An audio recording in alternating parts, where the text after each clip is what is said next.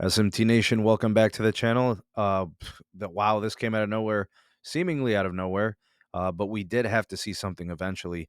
Tests have emerged as Dish's 5G network in Vegas is getting tested. People are on it, apparently. These are probably elite groups of testers that are being paid to go ahead and drive test the city of Las Vegas. And we have some data and we have some reports. All right, let's see what Signals Research Group has to say about Dish's 5G network in Vegas. All right, they say results are somewhat mixed. Okay, this is interesting. Let's see what this is about here. Whoops, made a mistake. All right, the tester or the representative of the tester said they have some work to do to catch up.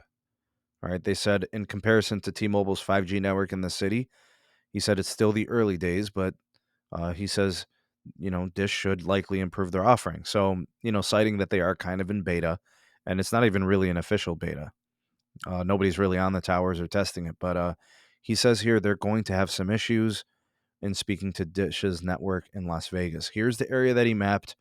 I'm going to kind of fall back to Carlos S. Tech on this one because he's going to know these areas. It gives the RSRP or the signal strength of those zones. And actually, Carlos, you could probably go back to those sites and check them out and see what they got going on there.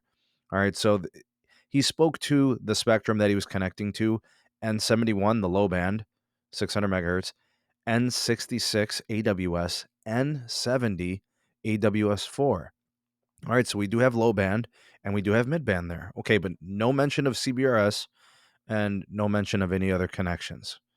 Okay, he said that he did uniquely connect to 284 unique cell site IDs in band 71 for Dish. So it looks like they are going to be anchoring their network on the low band frequency.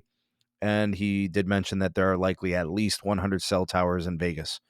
Okay, so Carlos, again, we're gonna have to call back to you. I hope you do a follow up video of this on your channel. All right, 5 megahertz of band 66, 10 megahertz of band 71, and then 25 megahertz of band 70. They're saying that that's relatively small bandwidth. I don't see anything wrong with that. Typically, those are very common bandwidth for like companies like Verizon and AT&T. And until T-Mobile got N41, that's what they were pushing too. So he's saying here their bandwidths are relatively small. I don't get that. That's very average from what we see currently. All right, now it goes on to speak about the propagation characteristics, blah, blah, blah. All right, so uh, a lot is going to be changing between now and their official launch. They are obviously in testing modes here, but I think the report is saying this is definitely a mixed bag. But the number one thing is that they are going to have to cover the market. The coverage, there cannot be a coverage disparity between Dish and the other carriers. They must match the coverage block for block, neighborhood for neighborhood, city for city. So once they got the coverage piece, I think they're good for the go. The capacity can come with time. They can wind in the channels. They can improve the MIMO tech, get better gear, upgrade backhaul. They can do all that at a later time. But this is encouraging in a way. But I am questioning their experience. I'm not sure why exactly they said they're slow. They didn't cite any numbers. I don't know if they're on an NDA and they couldn't disclose that.